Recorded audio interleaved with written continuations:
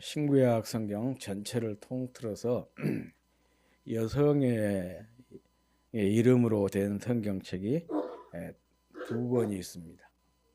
한 권은 룻기이고 다른 한 권은 에스더서입니다.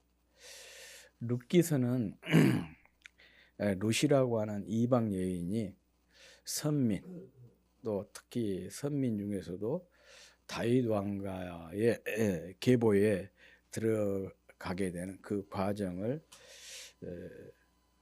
한편의 감동적인 전원 드라마처럼 그렇게 묘사하고 있는 책이 룻기입니다.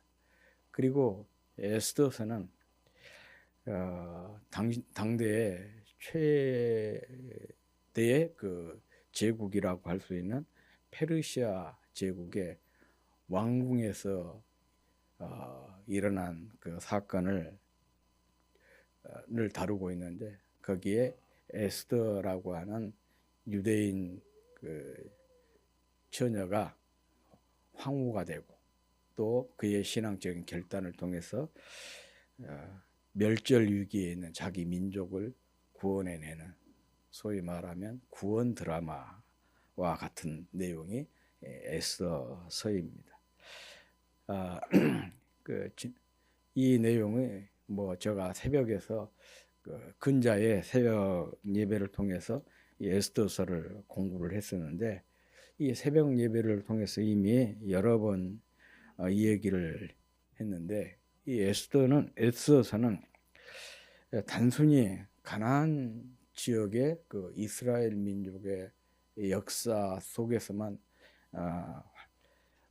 뿐만 아니라 그 인류의 역사를 다스리시는 하나님에 대한 이야기입니다.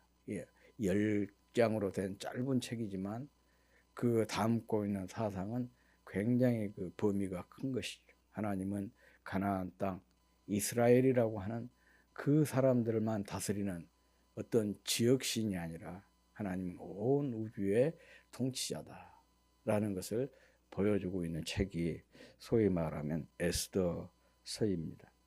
그런데 하나님께서 이렇게 역사를 다스리는 방법이 그 에스더서 전체를 읽어보면 두 가지로 요약을 할 수가 있습니다. 한 가지 방법은 보이지 않는 손으로 하나님께서 역사를 주관하시고 또 통치하시고 이끌어 가신다는 거죠. 그래서 에스더서에 보면 자주 에스더서에서 우리가 발견할 수 있는 내용이 뭐냐, 그 단어가 뭐냐면 우연이에요. 그리고 또 그런 인상을 많이 받아요. 우연히 어떤 사건이 일어나는데, 근데 그게 우연한 사건이 아니고 하나님께서 역사를 이끌어 가시는 하나의 방법으로 이 에스더서가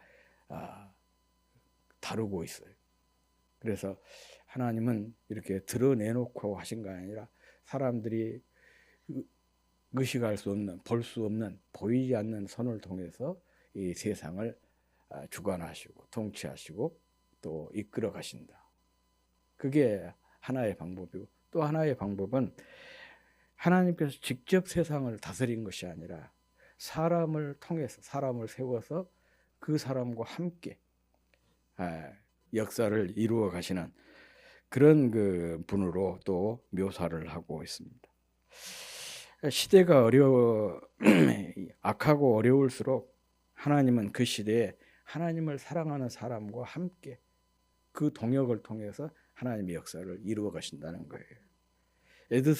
바로 그 에스더서가 강조하고 있는 하나님이 일하시는 방법의 또 하나의 특징이 바로 이런 점입니다. 참 이런 부분들을 쭉 읽다 보면, 묵상을 하다 보면 감동이 되는 게 그런 점이에요. 하나님이 뭐가 부족해서 우리처럼 별 볼 일 없고 연약한 우리와 함께 동역하시기를 원할까? 우리를 통해서 일하실까? 그런 생각이 들죠. 이 말을 또 뒤집어서 이야기하면 하나님조차도 함께 하는 것을 굉장히 소중히 여기시는 분이다. 여기에 아주 중요한 메시지가 있죠.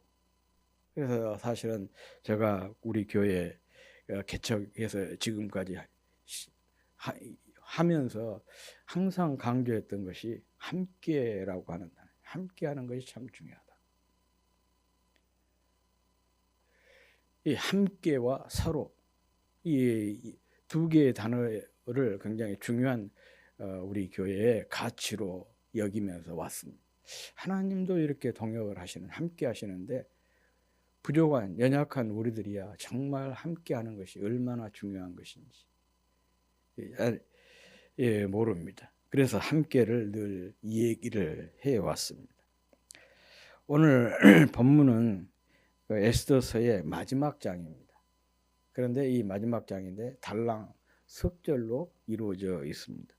그런데 이 세 절의 말씀은 에스더서의 주인공이 누구인가를 분명하게 밝혀주는 그런 내용이에요. 물론 역사를 주관하신 분이 하나님이시니까 당연히 에스더서의 주인공은 하나님이겠죠.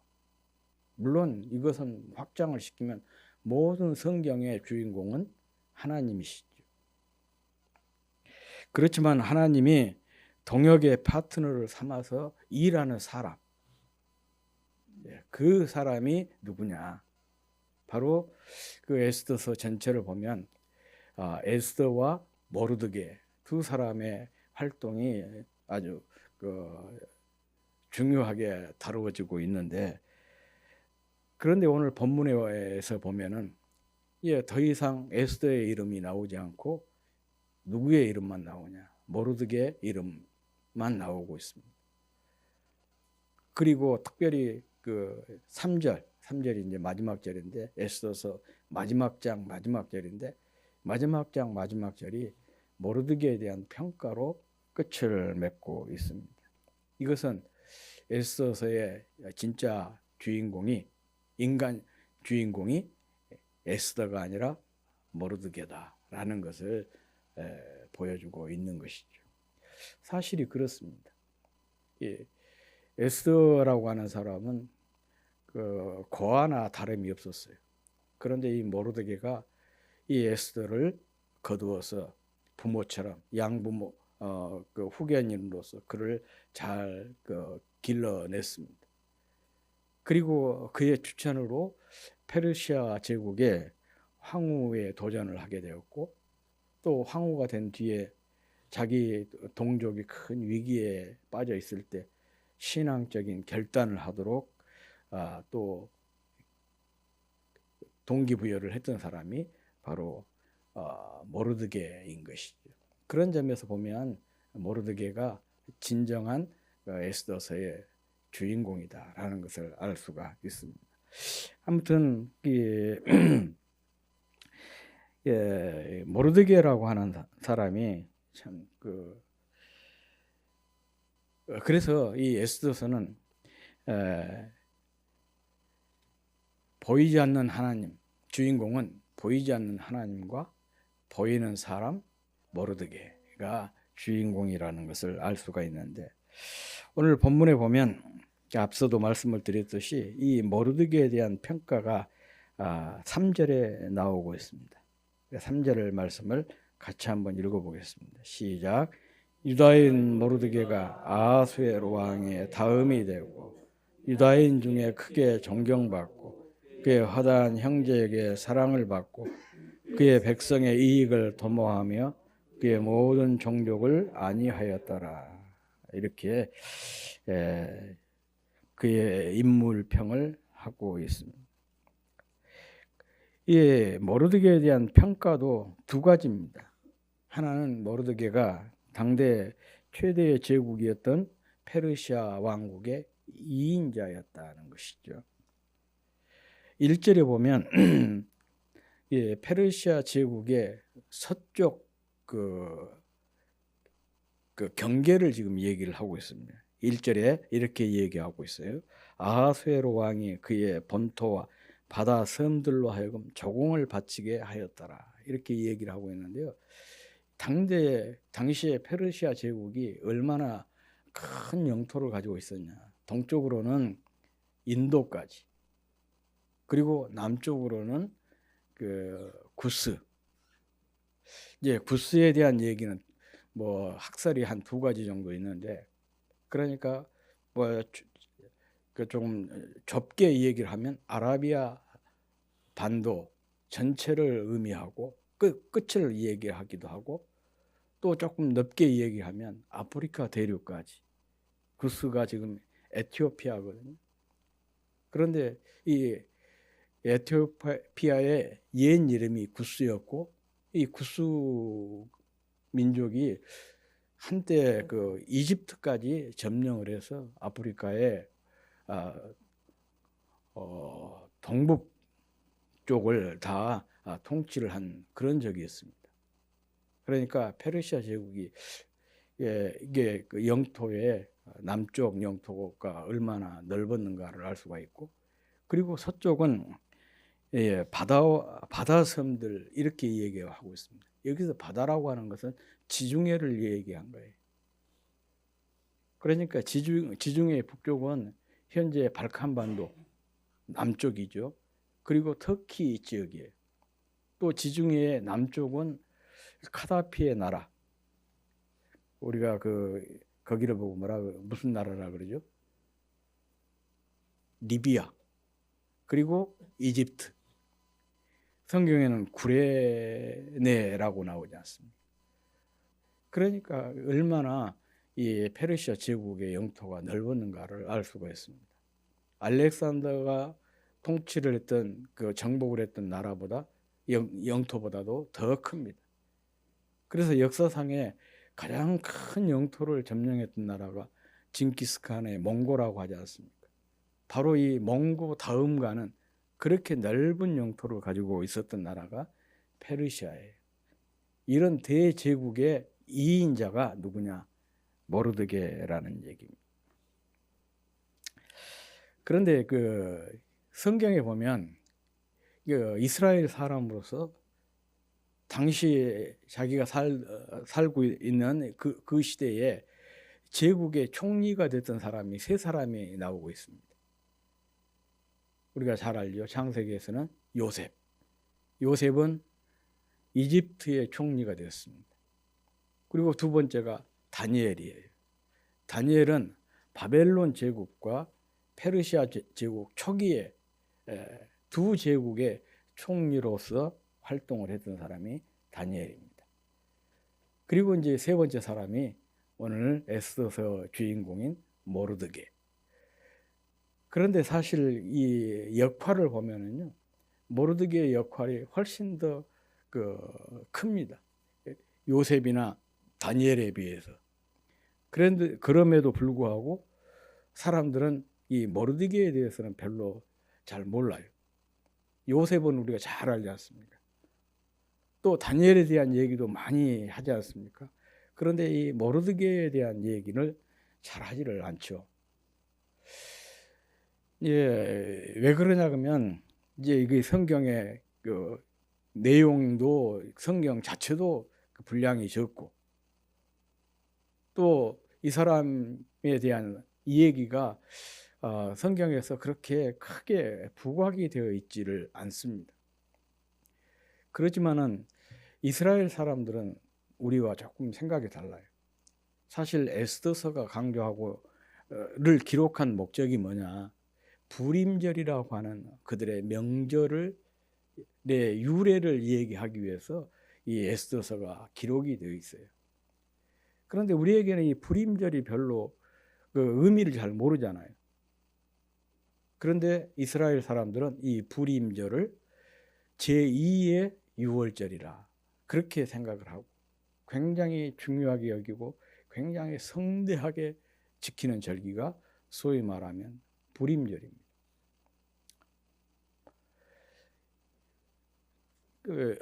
유월절도 그거지 않습니까?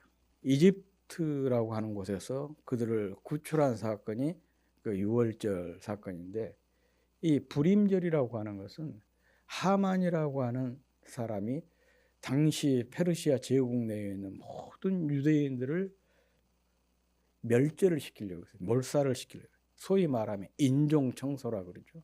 인종청소를 시도를 했었는데, 이 에스더와 모르드게의 신앙적인 결단을 통해서 이 하만의 계획이 수포가 되고 돌아가게 만들고 그 멸절의 위기에서 자기 민족을 구원하는 날, 이게 소위 말하면 불임절이에요. 그래서 그들이 불임절을 제2의 유월절이라 그렇게 얘기를 하고요. 그런데 이제 이 유월절은 불임절은 조금 세속적인 의미가 강합니다. 마치 성탄절처럼. 그래서 이 불임절에는 먹고 마시는 것이 허용이 되어 있어요. 예, 술을 많이 마시고 적인지 친구인지를 모를 정도로 그렇게 술을 마시도록 허용이 되어 있는 절기가 소위 말하면 불임절이에요. 이것은 어떤 의미냐? 그렇게 즐거운 절기라는 것이죠.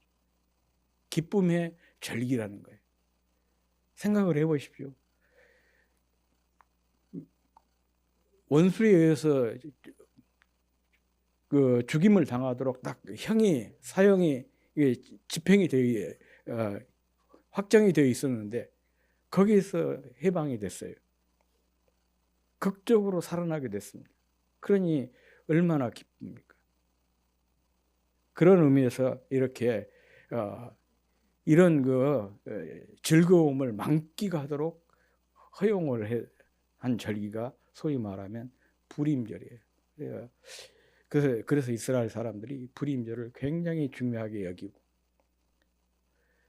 또 제2의 유월절이라고 이 얘기를 할 만큼 소중하게 여기고 있습니다. 바로 이 일의 주인공이 누구냐? 모르드게인 것이죠. 그리고 다른 하나는 자기의 동족에게 존경과 사랑을 받았다는 것입니다. 그 이유가 이렇게 나오고 있지 않습니까? 3절 하반절에 보면 유다인 중에 크게 존경받고 그의 허다한 형제에게 사랑을 받고, 그리고 그 이유가 이렇게 설명하고 있습니다.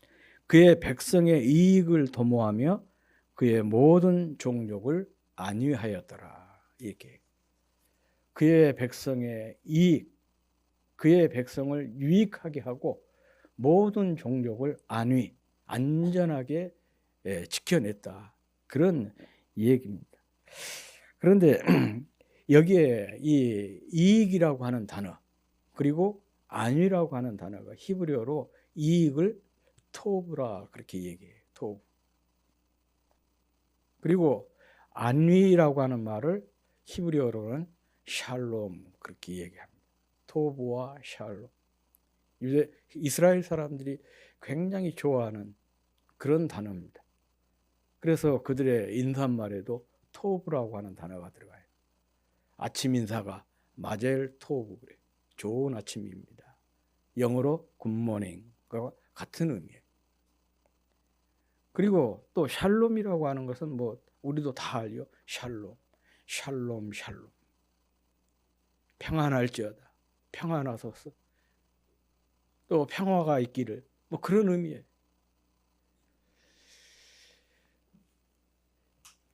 여기서 토브라고 하는 단어가 구약 성경에서 약 한 560번 정도 쭉 사용이 되고 있는데 다양한 의미로 사용이 되고 있어요. 물질적, 또 도덕적, 영적 상황을 묘사하는데 다양한 의미로 사용이 되고 있는데 오늘 이 본문에서는 주로 물질적, 경제적인 의미로 묘사가 되고 있습니다.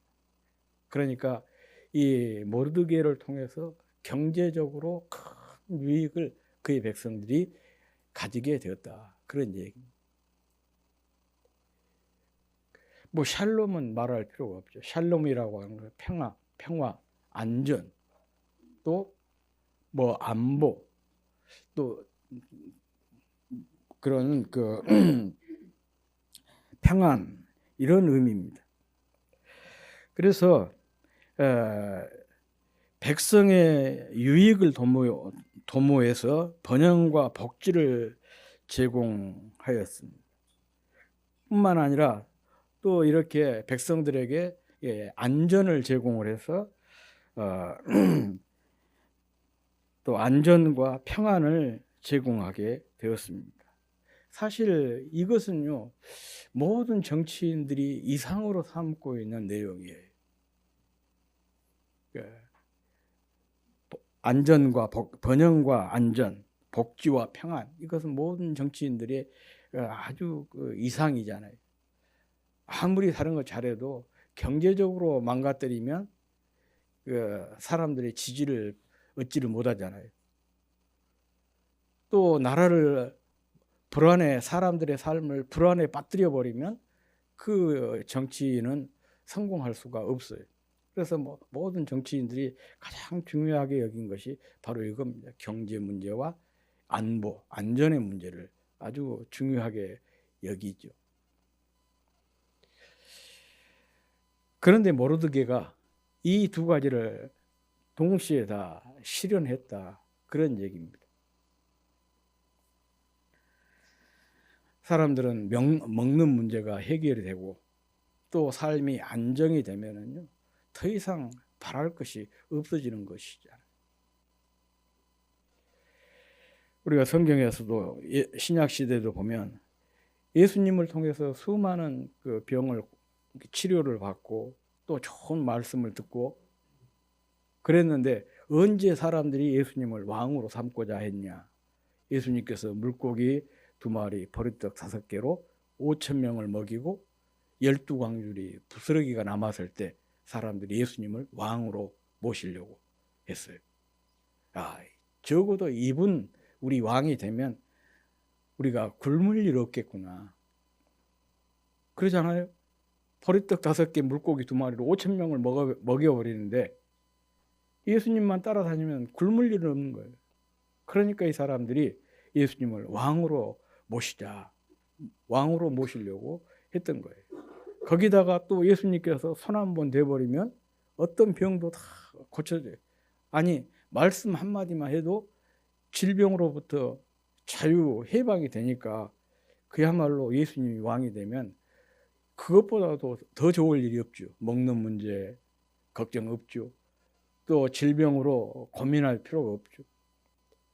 그래서 예수님을 왕으로 섬기려고 하는 그런 모습을 요한복음에서 우리가 발견할 수가 있는데, 이게 일반 백성들의 가장 지도자들에게 기대하는 하나의 기대치인 것이죠.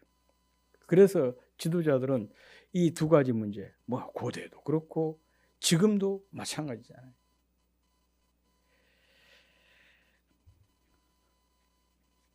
정치적인 이슈가 되니까 한마디 하자면, 지금 미국에서 트럼프가 이렇게 세계 다른 나라에 이런 조금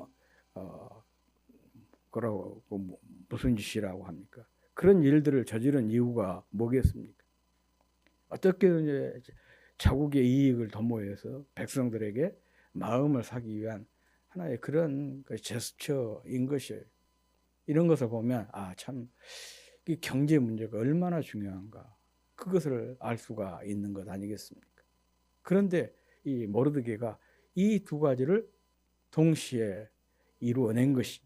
그러니 자연스럽게 백성들이 그를 존경하고 사랑하게 된 것입니다. 물론 이 토부, 샬롬, 궁극적으로 하나님으로부터 주어진 선물인 것은 사실이지만은 어쨌든 현실적으로 이 모르드게가 정치를 훌륭하게 잘 해서 이것을 이루어냈다는 얘기입니다. 그래서 모든 사람으로부터 존경을 받게 되고 사랑을 받게 되었다는 말씀입니다. 하나님은 우리에게 또 한 번의 기회로 2026년 금년을 선물로 허락을 했습니다. 이 새해에 우리도 하나님의 역사의 주인공이 되고 또 가정에서도 교회에서도 우리가 살아가는 모든 삶의 영역에서 존경과 사랑을 받는 그런 우리 모두가 되었으면 좋겠습니다. 그러기 위해선 우리 때문에 주변이 복을 받는 일이 일어나야 되는 거예요. 다시 말하면 나로 인해서, 우리로 인해서 나와 함께하는 사람들, 그러니까 가족을 비롯해서 아내나 남편이나 자녀들이나 부모나, 또 조금 확장을 시켜서 친구라든지 직장에서 동료라든지, 또 교회 안에서는 이런 지체들이 나 때문에 유익을 얻도록, 참 이 사람과 함께하면 내게 참 은혜가 있고 복이 되고 내게 유익이 많다, 그런 사람이 되어야 되는 것이고, 또 하나는 나 때문에 내가 있는 공동체, 있는 곳이 항상 평안하고 안전하고 화목하도록, 그럴 때 우리는 존경과 사랑의 대상이 될 수가 있는 것입니다. 사실 이것이 주님께서 우리에게 보여주신 주님의 삶이었고, 또 이것이 우리 기독교의 정신, 주님이 하늘 보좌를 버려두고 사람의 몸을 입고 이 땅에 오신 이유, 비참하게 일생을 사시다가 또 비참하게 돌아가신 이유가 바로 여기에 있잖아요. 우리에게 유익을 주기 위해서, 우리에게 평안을 주시기 위해서 그리 하셨던 것입니다. 우리는 그 주님의 삶을 따라가는 사람들이잖아요. 기독교는 바로 그 주님의 삶을 모델을 삼아서 섬기는 그런 종교가 기독교예요. 그러니 이렇게 그 유익과 평안이라고 하는 것은 기독교 정신의 기초가 되는 것이고, 우리 기독교 윤리의 핵심이 되는 것입니다. 금년 한 해의 삶의 현장에서 우리와 우리 교회를 통해서 이런 유익과 안전이 확보가 되었으면 참 좋겠습니다. 그래서 우리를 통해서, 우리 교회를 통해서 우리 주변이 유익을 얻고 또 안전을 담보받을 수 있도록 우리가 그런 삶을 살았으면 좋겠고, 그것은 곧 교회의 확장이라고 하는, 복음의 확장이라고 하는 좋은 결과로 드러나게 될 것입니다. 그리고 우리가 이렇게 살 때 소위 말하면 모르드게처럼 주변 사람들로부터, 주변으로부터 존경과 사랑의 대상이 될 수가 있는 것입니다. 아무튼 이 존경과 사랑의 삶, 물론 지난 주일 설교의 연장선입니다. 함께 더 착하게, 우리가 함께 더 착하게 이 삶을 실현하게 되면 자연스럽게 존경과 사랑의 삶을 살 수가 있게 될 것입니다. 그러면 어떻게 우리가 이런 다른 사람에게 유익을 주고 또 주변의 평안과 안전을 줄 수가 있느냐? 우리의 힘으로 되는 게 아니죠. 지난주에도 함께 더 착하게 삶의 비결이 성령과 믿음의 충만함에 있다고 말씀을 드렸던 것처럼 이것도 마찬가지예요. 유익이 되고 또 평안을 끼치는 삶은 성령과 믿음의 충만함에서 비롯된 것입니다. 우리가 성령 충만한 삶을 살고 믿음 충만한 삶을 살 때 이런 유익한 삶, 또 평안한 삶을 살고 또 그것을 주변에 끼치게 되고, 그 결과로 존경과 사랑을 받을 수가 있을 것입니다. 아무튼 존경받고 사랑받는 우리의 삶, 우리 교회가 되어서 교회의 위상과 성도의 위상이 한층 더 높아지는 새해가 될 수 있기를 주의 이름으로 축복합니다.